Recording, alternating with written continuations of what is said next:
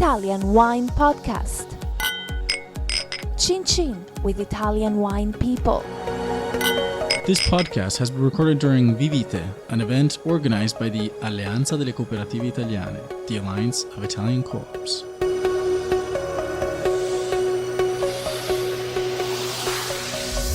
Hello, this is the Italian Wine Podcast. My name is Monty Waldin.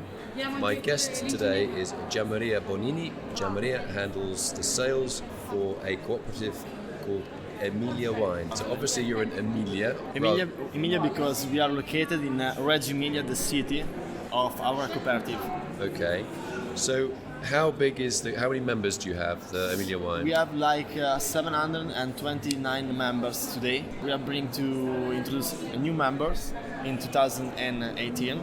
We are the second group in the province of Reggio Emilia for numbers because we have 3 different wineries, 700 members that I said, and more or less 35,000 hectoliters of production for years. So what are your main wines? We're talking Lambrusco? Not only Lambrusco, because we are producing a special wine called Spergola. Okay. It's out of the big vineyards located in the hills of Reggio Emilia. So Spergola is a native grape variety. It's a native, yeah. Red or white? It's white. Okay. It's a white wine. We produce Blanc de Blanc from our Spergola in a Charmat method, so the fermentation is in tanks, and both like classic method because our winery that called Casali Viticultori is a part of the group Emilia Wine.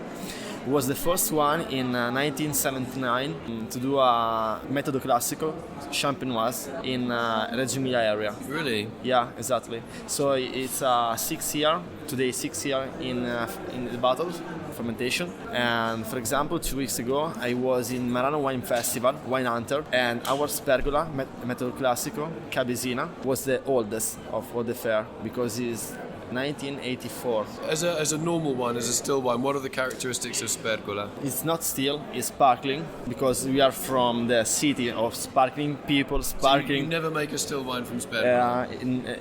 In the past yes, but it's not the origin of Spergola. So why is Spergola so good for sparkling wine?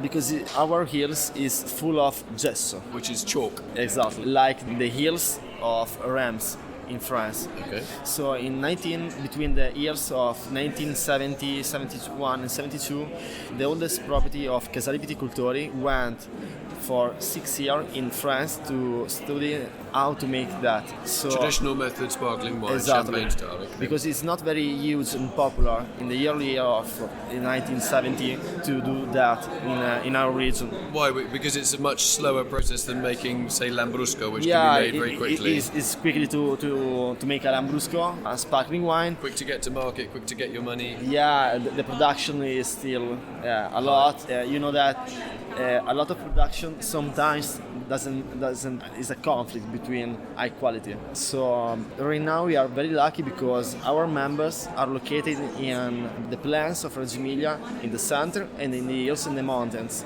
For example, our Spergola vineyards are located between 200 meters for 600 meters. That's quite high, isn't it? We always think of Emilia Romagna or in that whole area as being very, very flat. You're saying the Emilia part is more hilly? Yeah, because in the border between Emilia and Tuscany, there is Apennines, and our vineyards are located also in the Apennines, in the early part of the Apennines, but yeah, we can. So how far away are you from Bologna?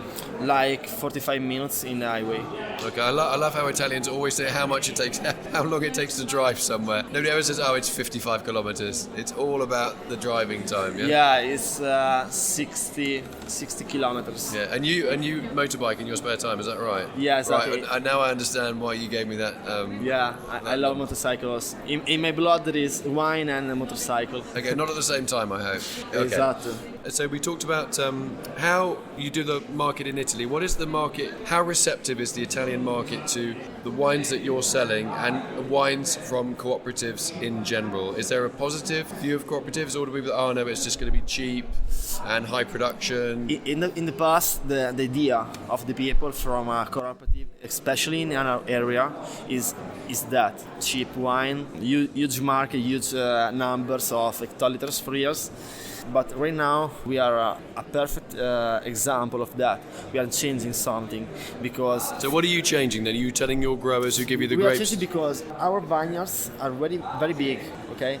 And for our bottle, we selected with agronomists and enologists directly in the vineyards. So when I want to make something special, like a classic method or a premium Lambrusco, I selected directly the vineyards.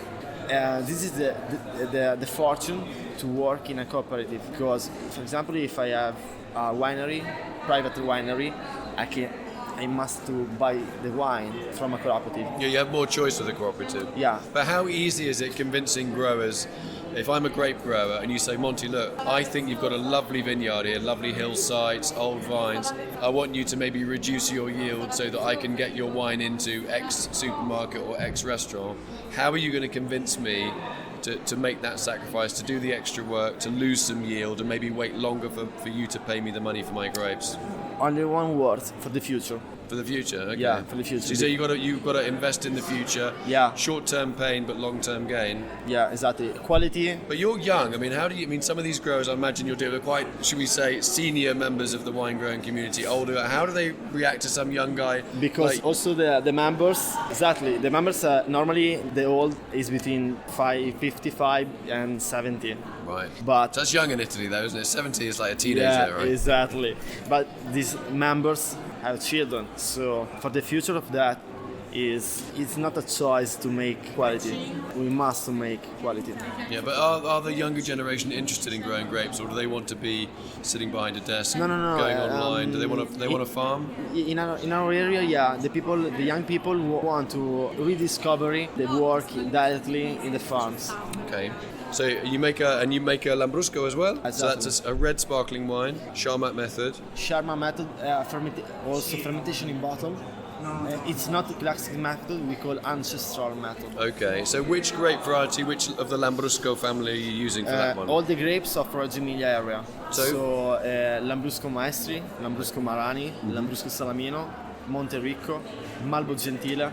We make a special wine called Miglio Lungo, like long miles, created in collaboration with the University of Reggio Emilia that rediscovering 21 different Biotypes? varieties of grapes of Lambrusco.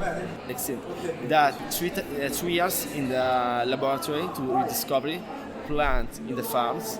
12 years ago we make that. It's very special because in only one bottle you can find, depending of the year and the vineyards, 17 and 21 grapes of Lambrusco. Okay, interesting. Now, final question: if I'm having a sparkling Spergola, what is a great dish abbinamento for that? A local dish from your area. A local dish from our area is mushroom What, like with pasta? with pasta, but without nothing, only mushrooms. So sautéed basically with So puri burro. exactly, Okay. and fresh fish. And for the Lambrusco, From the Lambrusco, a dinner with very huge fat. fatty dishes. Yeah, like in our area we make lasagna, Yeah. okay, salami, mortadella.